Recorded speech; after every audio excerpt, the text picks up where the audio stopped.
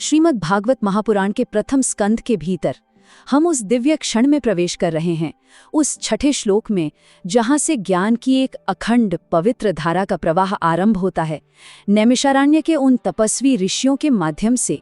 ऋषया ऊचुः त्वया खलु पुराणानि सितिहासानि चानघ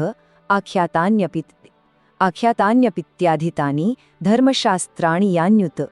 कल्पना कीजिए, नैमिषारण्य का वो पवित्र स्थल जहां सहस्त्रों वर्षों से प्रज्वलित यज्ञ की अग्नि शांत हो चुकी है।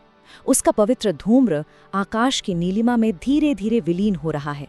ठीक उसी क्षण शौनक आदि ऋषियों के मुख से जो शब्द निकले, वे केवल ध्वनि नहीं थे, वे शब्द ब्रह्मांडीय ऊर्जा का जीवंत संचार थे।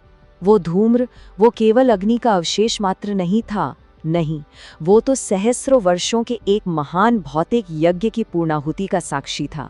एक ऐसा साक्षी जो समूचे वातावरण को अपनी पवित्रता से सिंचित कर रहा था। और ठीक उसी पवित्रता के गर्भ में एक और कहीं अधिक गहन एक आध्यात्मिक यज्ञ का आरंभ होने को था, ज्ञान का महायज्ञ। और उस ज्ञान यज्ञ के केंद्र में थे सूत गोस्वामी, जिनकी ओर वो सभी ऋषि जो स्वयं में ज्ञान के देदीप्यमान पुंज थे, पूर्ण श्रद्धा और विनम्रता से निहार रहे थे। समझिए, उनके नेत्रों में जो जिज्ञासा की अग्नि थी, वो किसी व्यक्तिगत मोक्ष या निजी स्वार्थ के लिए नहीं जली थी। वो अग्नि तो समस्त चराचर जगत के कल्याण की कामना से प्रज्वलित हुई थी। जब ऋषियों ने बोलना आरंभ किया तो उनके संवाद का प्रथम शब्द केवल एक संबोधन नहीं था, वो संपूर्ण ज्ञान गाथा की आधारशिला था। एक ऐसी गाथा जो आने वाले युगों के गहन अज्ञान के अंधकार को चीरने वाली थी। उन्होंने सूत गोस्वामी को पुकारा, अनघ। अनघ, इस एक शब्द का अर्थ कितना गहन है। वह जिसमें अघ यानी पाप का कोई लेश मात्र भी न हो, जो पूर्णतः निष्पाप हो, निष्कलंक हो, जिसका हृदय एक ऐसे निर्मल दर्पण की भांति हो जिसमें परमात्मा का यथार्थ स्वरूप स्पष्ट प्रतिबिंबित हो सके। देखिए, वैदिक संस्कृति में ज्ञान के प्रवाह के लिए पात्र की शुद्धता अनिवार्य है, प्रथम शर्त है, क्योंकि एक अशुद्ध पात्र में रखा गया अमृत भी विष में परिवर्तित हो जाता है। और सूत गोस्वामी, वो तो उस पात्रता की पराकाष्ठा थे। इसीलिए परम सत्य का प्रवाह केवल उन्हीं के माध्यम से संभव था, जो भीतर और बाहर से पूर्णतः शुद्ध हों। अब उस दृश्य को अपने मन में स्थापित कीजिए। सूत गोस्वामी एक उच्च काष्ठ के आसन पर विराजमान हैं। उनके शरीर पर पीत वर्ण का रेशमी अंतरीय सुशोभित है। उनके कंधों पर एक दिव्य उत्तरीय है और उस पर रखी रुद्राक्ष की मालाएं मानो अपनी सात्विक आभा चारों ओर बिखेर रही हों। उनके मस्तक पर चंदन का तिलक, ये केवल एक चिन्ह नहीं, ये उनकी अडिग स्थिरता और गहरे वैराग्य का जीवंत प्रतीक है। यही है वो सात्विक स्वरूप जो किसी भी बाहरी आडंबर से सर्वथा परे केवल आंतरिक शुद्धता के तेज को ही प्रकट करता है। और उनके समक्ष बैठे हैं वो ऋषि मुनि जिनकी वर्षों की तपस्या ही उनके लिए स्वर्ण वक्ष कवच के समान सुरक्षा कवच है। वे सूत जी की महिमा का गान आरंभ करते हैं। वे कहते हैं, हे अनघ, आपने केवल शास्त्रों का श्रवण नहीं किया है, नहीं, आपने तो समस्त पुराणों, इतिहासों और धर्मशास्त्रों का गहनता से अध्ययन भी किया है। यहाँ ऋषि अधीतानी शब्द का प्रयोग करते हैं। इस शब्द का अर्थ केवल पढ़ना या सुनना नहीं है। इसका अर्थ है गहन अध्ययन और निरंतर चिंतन के द्वारा उस ज्ञान को अपने अस्तित्व का ही एक अंग बना लेना। सूत जी ने इन सत्यों को केवल जाना नहीं था, उन्होंने इन्हें आत्मसात कर लिया था। और ये सत्य 3 स्तंभों पर आधारित है। पहला, पुराण, जो इस ब्रह्मांड की सामूहिक स्मृति है।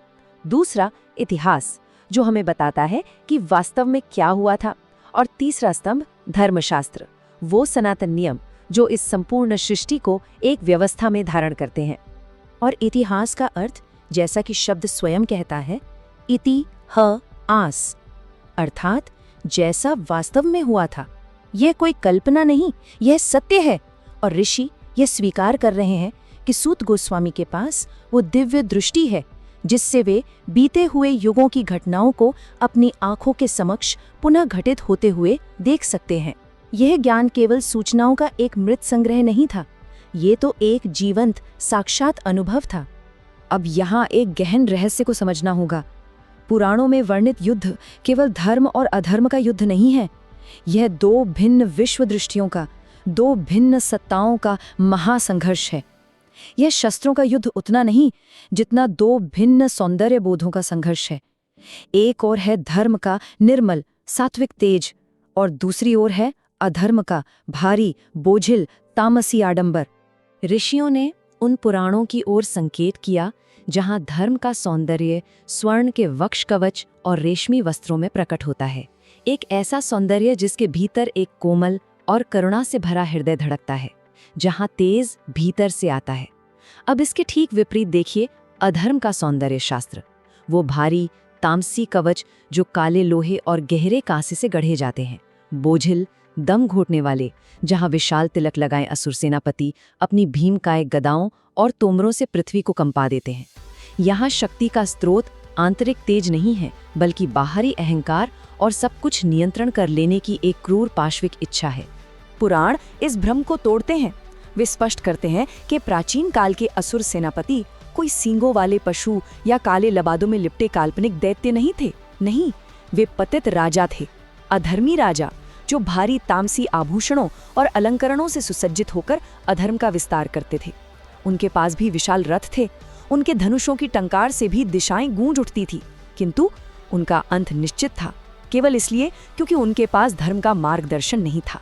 और यही पुराणों का अंतिम अटल संदेश है कि विजय अंततः उसी की होती है जिसके पास सत्य का अभेद्य कवच और धर्म का दिव्य मुकुट होता है। भौतिक शक्ति चाहे कितनी भी विशाल क्यों न हो, चाहे कितनी भी भयावह क्यों न दिखे, वो अंततः आध्यात्मिक शक्ति और धर्म के सात्विक तेज के समक्ष परास्त हो ही जाती है। इसी बोध के साथ ऋषियों ने सूत गोस्वामी से आग्रह किया कि वे उन्हें समस्त शास्त्रों का निचोड़, उनका सार प्रदान करें, क्योंकि वे अपनी दिव्य दृष्टि से देख रहे थे कि आने वाले कलयुग में मनुष्य की आयु, क्षमता और बुद्धि क्षीण हो जाएगी। उसके पास न तो इतना समय होगा और न ही इतनी क्षमता कि वो इन सहस्रों शास्त्रों का अध्ययन कर सके। उन्हें एक ऐसे मार्ग की आवश्यकता थी जो दिखने में सरल हो, किंतु जिसमें गहराई और सत्य वही हो जो प्राचीन वेदों में निहित है। वे समस्त ज्ञान के महासागर का सार चाहते थे, उसका अमृत तत्व, ताकि आने वाली पीढ़ियां उस घोर अंधकार में भी अपना मार्ग खोज सकें।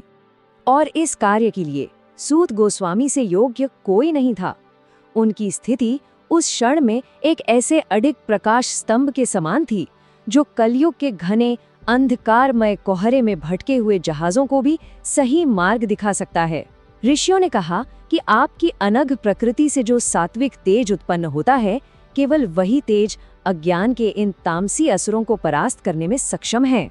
और जैसे जैसे ऋषियों के ये वचन सभा में गूंज रहे थे, वातावरण में एक गहन गंभीर शांति छाती जा रही थी। वहां उपस्थित प्रत्येक ऋषि, प्रत्येक आत्मा यह अनुभव कर रही थी कि यह कोई साधारण वार्तालाप नहीं है, यह तो इतिहास का एक निर्णायक क्षण है, जहां युगों युगों का संचित ज्ञान एक पवित्र पात्र के माध्यम से प्रवाहित होने वाला है। ये श्लोक वास्तव में एक आदर्श संवाद की संपूर्ण रूपरेखा है। देखिए, शिष्य अर्थात ऋषिगण पूरी विनम्रता और श्रद्धा के साथ प्रश्न कर रहे हैं। शिक्षक अर्थात सूत गोस्वामी ज्ञान के महासागर होकर भी शांत और सरल हैं, और दोनों का साझा लक्ष्य एक ही है, अधर्म पर विजय। शस्त्रों से नहीं, बल्कि उन शब्दों से जो हृदय के सबसे भारी, सबसे तामसी कवच को भी सहजता से भेद सकें। ऋषियों का ये अटूट विश्वास था कि जब सूत गोस्वामी बोलना आरंभ करेंगे तो उनके शब्द उन आसुरी तामसी प्रवृत्तियों के भारी कवच को भेद देंगे जो मनुष्य के हृदय को पत्थर का बना देती हैं। उनके शब्द वो कोमल रेशमी धागा सिद्ध होंगे जो कलयुग में बिखरी हुई मानवता को फिर से एक पवित्र सूत्र में पिरो देंगे।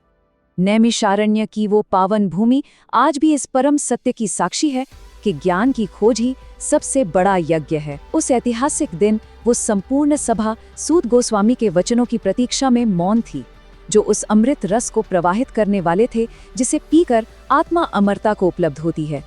और ठीक वहीं से उस दिव्य संवाद का आरंभ हुआ जो आज श्रीमद् भागवत महापुराण के रूप में हम सबके जीवन के अंधकार को मिटाने के लिए उपस्थित है।